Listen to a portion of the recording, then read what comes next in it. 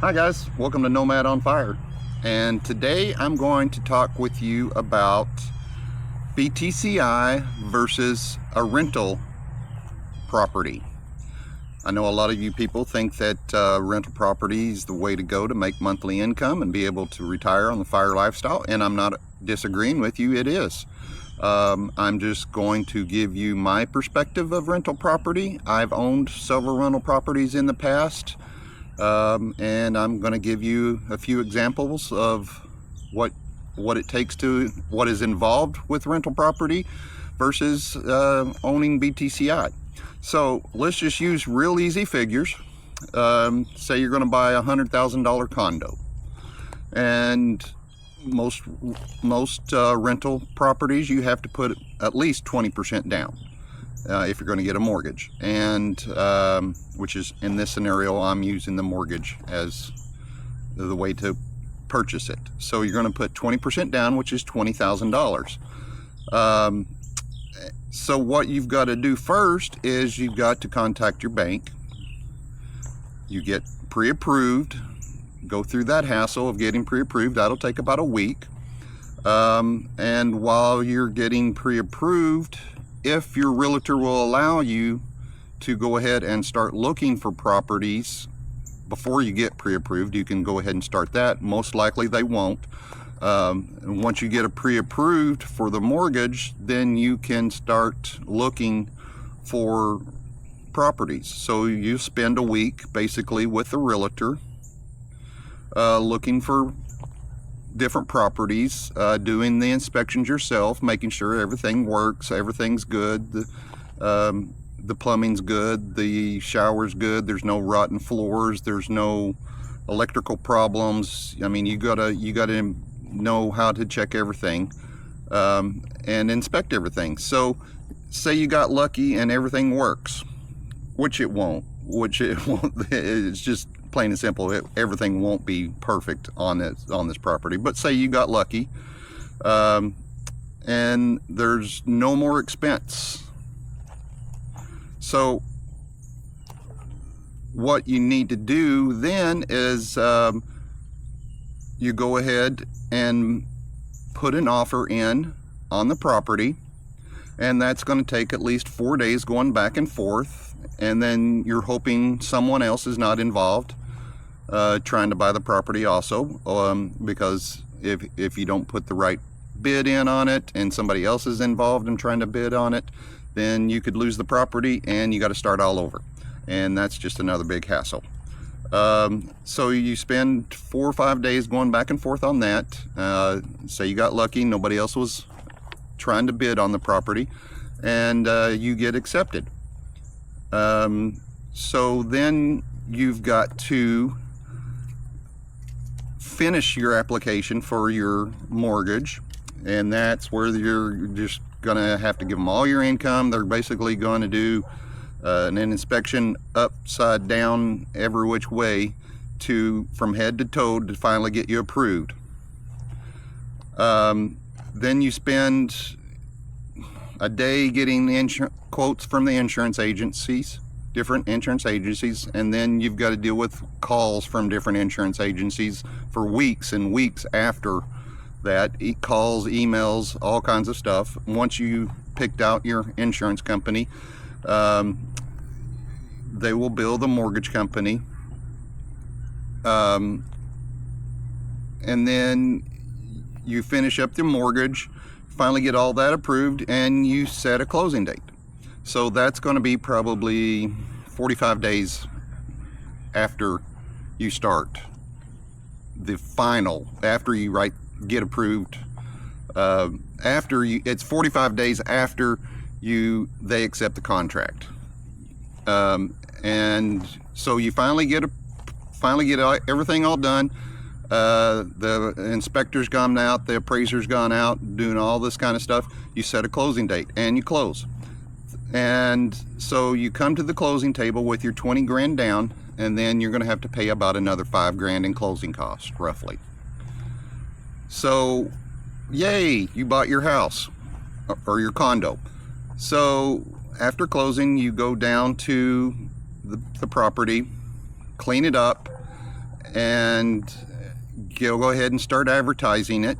You put new locks on the doors because you just need to put new locks on there. And you start advertising it for a tenant. You spend weeks interviewing tenants because it's a hard process. You got to get the right tenant. There's no ands, ifs, or buts about that. You have to get the right tenant. So you sign a lease for $1,200 a month, and your mortgage is $900 a month. So you're making about $300 a month. You think, oh great, well that's great. I'm making $300 a month. The mortgage is getting paid for, property is getting paid for, and I'm making $300 a month. Great. Then about a week later, you're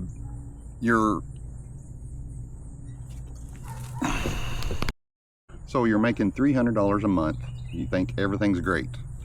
And then the next month, the air conditioner goes out. Okay, so if you know an air conditioner guy, that's going to be probably a minimum of $6,000. And you have to put it in because the tenant is expecting an air conditioner and furnace. So you put it in. There goes 2 years worth of your monthly $300 a month monthly income, almost 2 years worth. So you get that in. Everything goes smooth for say a year. Okay, they move out. You got to start the whole process over again, and get new tenants and do all that stuff. And then let me just tell you a few little stories about what happened to me while I had rental properties. Okay, so this one individual just wouldn't pay rent. You had to take them to court. Okay, they won't just leave on their own. They're going to stay as long as they possibly can. Take them to court, get them evicted, and hope and pray that they don't destroy your property in the time frame that you get them evicted. This guy poured bleach all over the carpets. That's several $1,000s. You got to replace it. Then I had another guy I had to evict.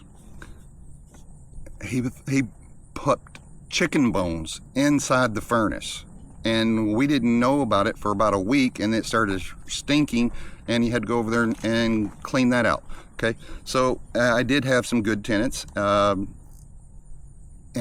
this one time I'll never forget it.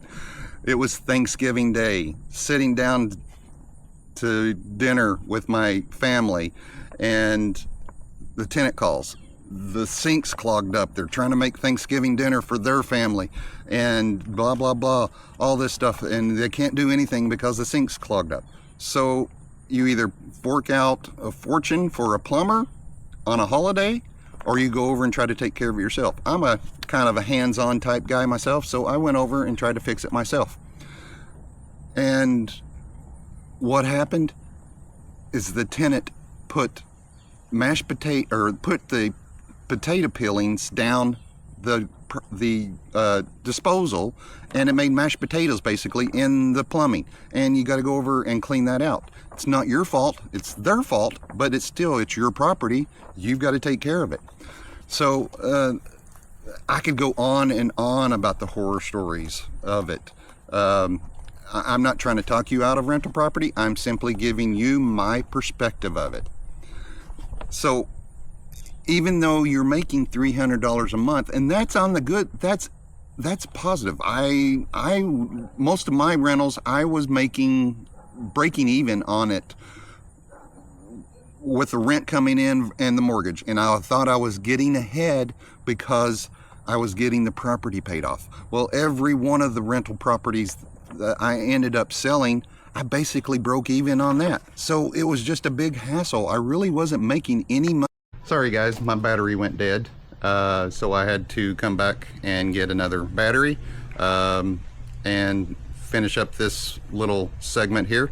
So basically what I was trying to say there was I sold the properties, broke even on them, and I never made a profit really. I ended up losing on it, but between all the maintenance that I had to do, everything that it cost, I owned 5 or 6 different properties, and I don't think I made a penny on any of them.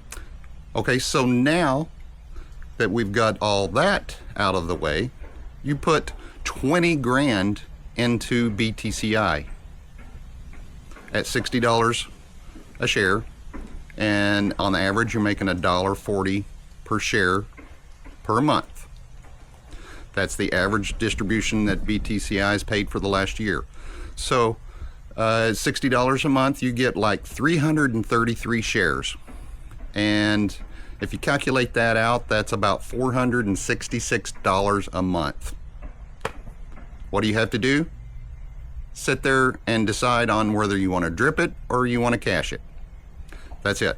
No headaches, no hassles. It's simply that easy. And you can do that with not just BTCI, you can do that with several different types of distribution funds. So BTCI is my favorite, so that's why I'm using it as the example here. But anyway, like I said, I'm not trying to talk you out of real estate. I will personally never do another rental property in my life. It's such a big hassle. Let me back up. I will do one more rental property. The house that I own now is a little small 1-bedroom cabin at the lake, and when I do decide to finally move overseas full-time, I'll rent it out. But I'll, have my son or my cousin or somebody manage it for me, and I'll pay them a little bit. I'm not looking to make money off of it. I would be mainly looking to just have it pay the mortgage, and maintain it and stuff like that, because if I ever do decide to move back to the United States, I'll have my little cabin that I can move back into and be set. So that's the only time I will ever get back into rental properties. They're just, to me personally, it's just not worth the hassle. You could say, you need to pick better tenants. Yes you do, and that's a big hassle also, trying to figure out who's lying, who's telling the truth, pulling credit reports, doing this and that. It still doesn't mean they're not going to lose their job. It still doesn't mean that they're just going to get mad at you and just not pay. It doesn't mean anything. It's just a big hassle. So for me, BTCI all the way. But anyway, I just thought I'd give my perspective of rental properties versus BTCI or any other yielding ETF out there that you can make an actual income on it. So $300 a month tentatively, and a lot of hassles and expenses that are going to come up no matter what. No ands, ifs, or buts. You're going to have expenses on rental properties. No ands, ifs, or buts. Or $466 a month and not have to do anything. You choose. All right. Please like, share, and subscribe, guys. Talk to you later. Bye-bye.